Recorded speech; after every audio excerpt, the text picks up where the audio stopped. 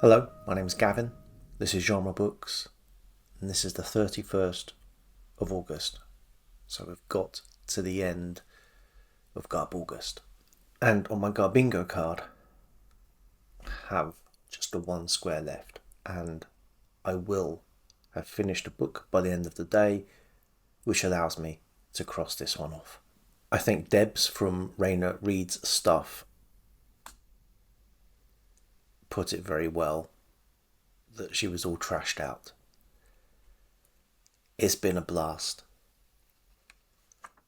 It's felt like a bit of a marathon at a couple of junctures, and I feel a little bit dirty, sullied from some of the stuff that I think more the stuff I watched rather than the stuff that I've read. But let's look at this last week's activity. One prompt was novelizations, and I managed to read two of those this week. The first of which actually does tick one of the boxes on the Garbingo card, because Steven Spielberg did not write this novelization. It is a film I love and that I've watched many times, so it was very familiar reading, and it's remarkably close to the film. There's not a huge amount of additional insight that it adds to the characters, but enough to make it interesting. But it also contains a horrendous mistake which completely took me out of the book after it occurred, which is about 50 pages in. And I should imagine this was written at pretty much breakneck speed.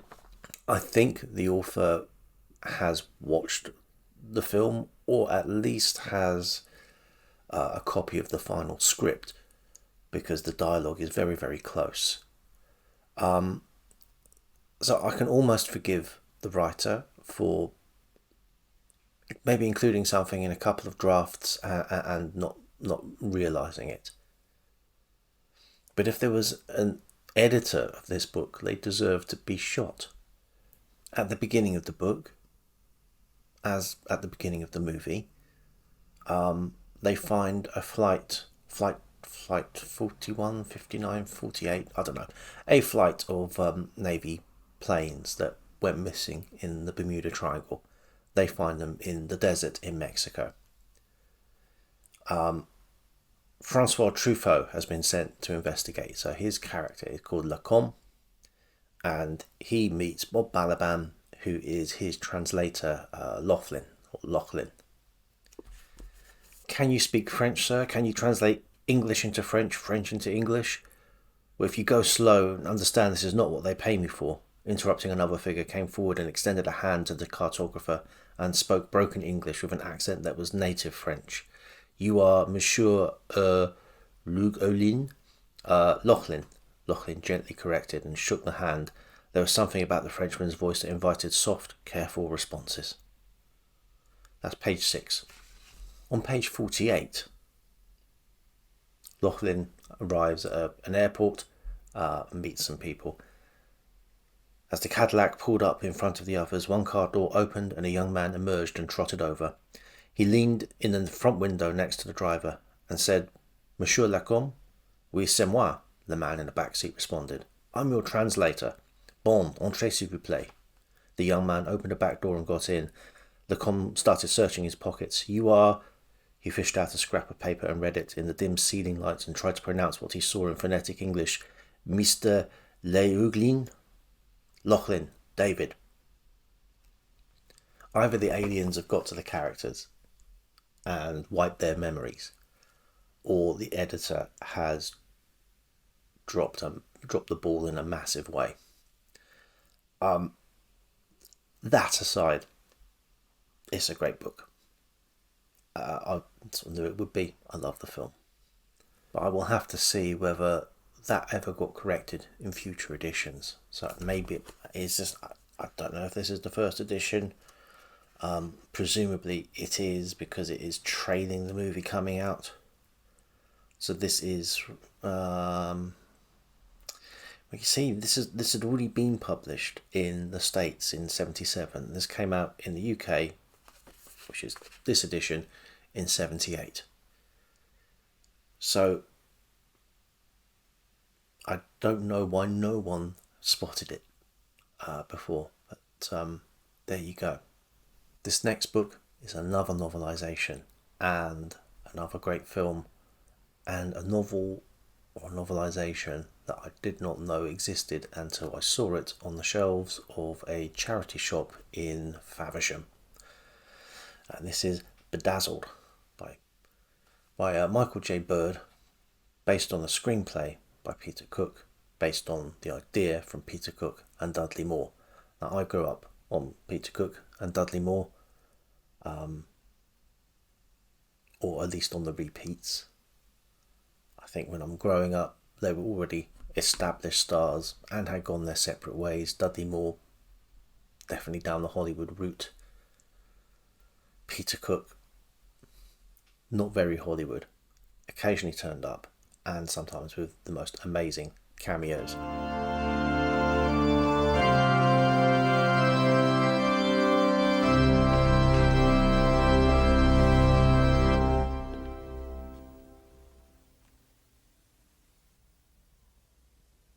Marriage.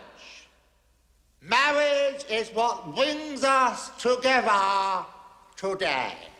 Again, a novel very closely following the film. It's a simple story of boy meets girl, boy can't talk to girl, boy meets the actual devil, boy sells soul, boy can't get wishes right. It's frequently hilarious. There's a couple of bits in it which, let's just say, attitudes have changed. But the humour is well translated from the screen.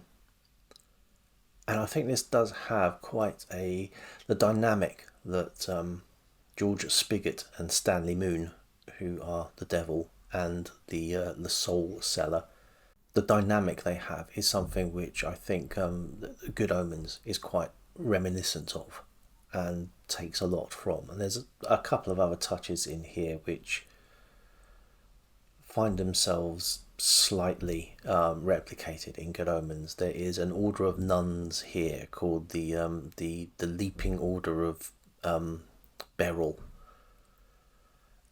In Good Omens, it's the Chattering Order of Nuns of something or other. I can't remember the saint's name, but there's a few sort of echoes in Good Omens that do appear here, and certainly the attitude towards the Almighty as a slightly officious administrator is quite fun as well.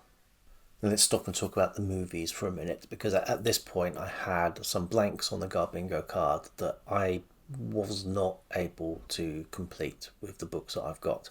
I don't have a slasher book. I've got something close, but I don't think it quite counted. I don't have a book based on a computer game. I toyed with the idea originally of doing Ready Player One, but again, that's more of a pastiche than something that is from a computer game. And I thought, movies, let's just get a movie out of the way. And I watched something which, I won't say it's a film I've been waiting 30 years to see, but it's a film that was made 30 years ago, roughly. And that was Street Fighter. Jean-Claude Van Damme, Raul Julia, and Kylie Minogue. The pairings you never thought you'd need to see. On paper, this should have been better than it was. I'm not going to say it should have been brilliant. But you had an action star. You've got a great villain. You've got a screenwriter. This is the guy that wrote Die Hard, Stephen E. Souza. He's also directing. And you have a game franchise which at the time was absolutely huge. I played quite a bit of Street Fighter. But there are some inexplicable choices that have been made here.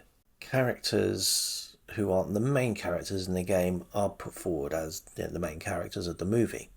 Characters who bear no resemblance to what they are in the game. Special moves don't seem to exist.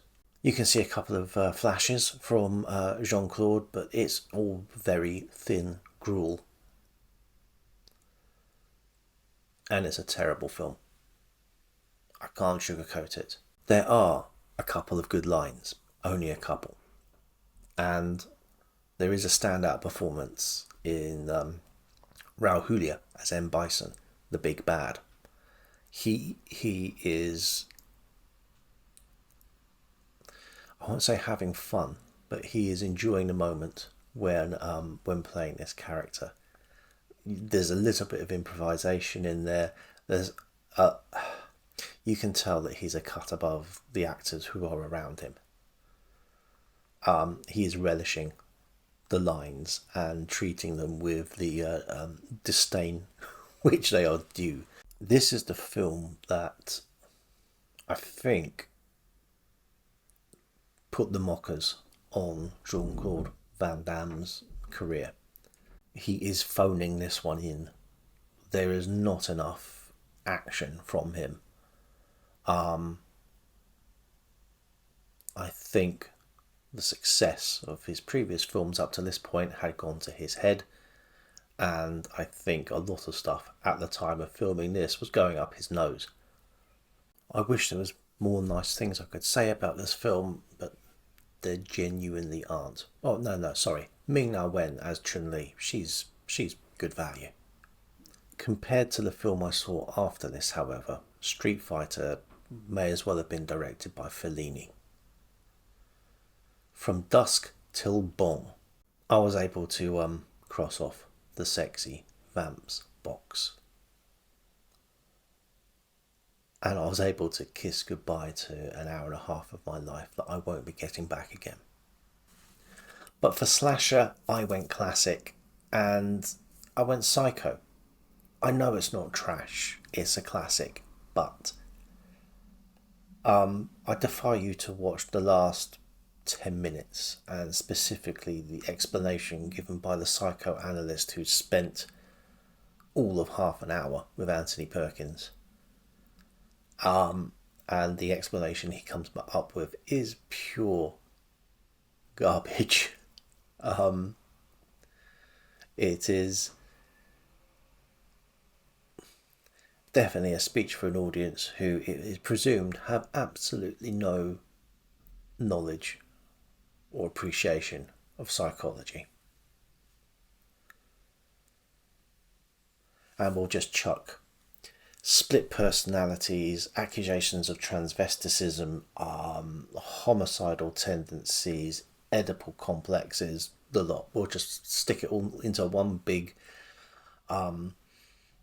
expository ball of nonsense. But prior to that, the film is absolutely superb. I feel a little bit of a cheat choosing it as Garb August, but I think Psycho in a way is trash. And it's written by Robert Bloch, who started out in the pulps. There's a lot of the trash pedigree there, even if it is conducted, pulled together absolutely masterfully. There's no reason it shouldn't be good. I tried for the first 3 weeks not to rely on films. I wanted to get as much done on books, through books, as I could do. But for some of these more specific categories, I had to admit defeat and head over to Amazon Prime. But I'm not finished with the books yet. Yesterday I finished something which ticked the most important box on the Garbingo card, and that is the middle box, in memory of both Pax and Alice, green on the cover, and a cosy mystery with cats. Again, As with Psycho, I don't think this book is trash, but I do think it actually covers off both of those categories in one. And it's The Green Millennium by Fritz Leiber. So there's green on the cover, there's a green cat on the cover, and the cat, until right at the end of the book, is a mystery in and of itself. We don't know whether this is a science experiment gone wrong, the god Bast come back to Earth, or just your ordinary run-of-the-mill cat god spreading happy vibes throughout a post-World War III future landscape dominated by robots. Again, this is a good book. A little bit confusing in places. I think too many characters are introduced in too quick a succession in the first third of the book, and it all goes a little bit screwball, a little bit madcap in the middle section, but when it pulls together, it does it with absolute style.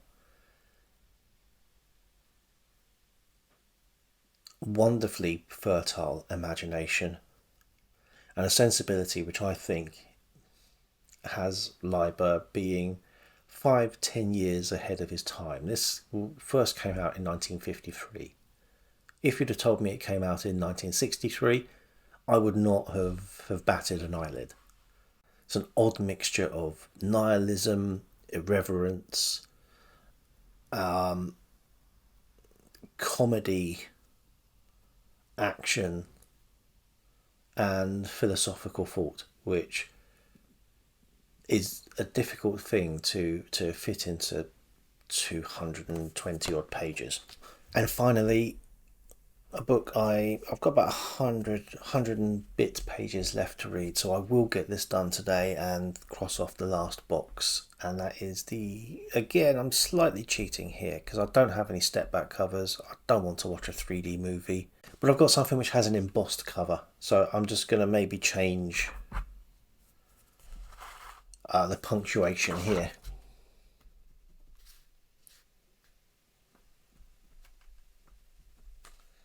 And include a stage direction. So it's a 3D movie or step back cover. And this is a 3D cover. It is embossed. It is, I believe, starts off. This is brought together from a number of pieces from a science fiction digest, so technically a pulp-ish genesis for this book. And it is fantasy. Again, I'm not going to call it trash, but I think it has a lot of the hallmarks. It's certainly, that sort of late 80s, early 90s trashy cover that I don't really enjoy. But who cares? It's the inside of the book that counts, and it is well done. I like it. Haven't read any Phyllis Eisenstein before.